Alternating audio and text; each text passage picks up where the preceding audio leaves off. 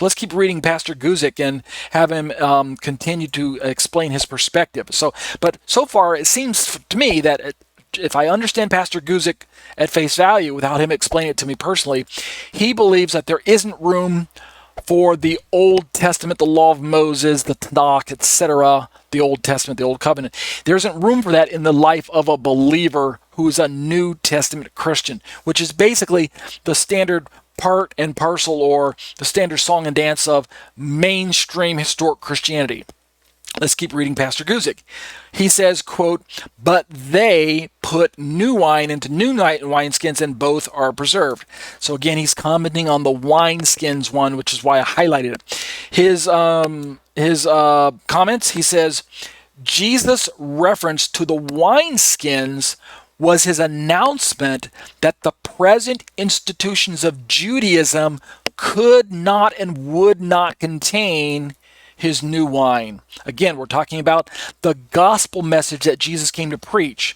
According to Pastor Guzik, the old wineskin of Judaism couldn't and wouldn't be able to hold the new wine of the gospel that Jesus was teaching.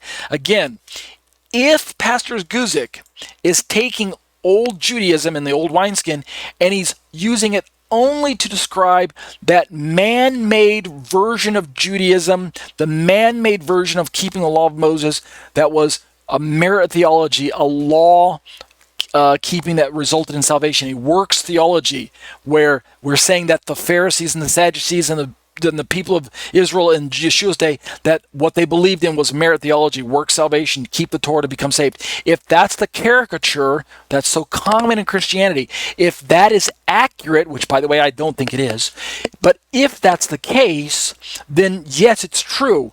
The genuine gospel can't simply move in and reform that type of errant theology. That errant theology, that replacement, works theology, that merit theology, it has to go. It's wrong. It's irreparable. It can't simply be refurbished. So I understand that. So if that's what Pastor Guzik is talking about, and it's likely that it is, because as I sit and listen to most Christian pastors, and this is just kind of a side note, most Christian pastors believe that Judaism of the first century is a works-based religion where merit theology was the order of the day. I don't believe that that's what Judaism was teaching in the first century.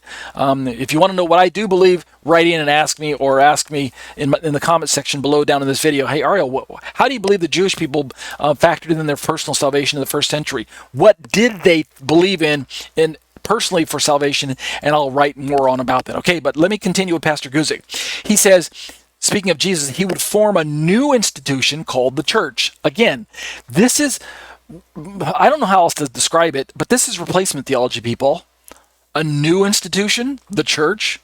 Well, if it's the church that's the new institution, who's the old institution? And I'm closing with this. The old institution must be Judaism, or the synagogue, or the people of Israel. If the new institution is the church, right? And it's the church that he says that would bring Jew and Gentile together into a completely new body or new man, reference Ephesians 2:16.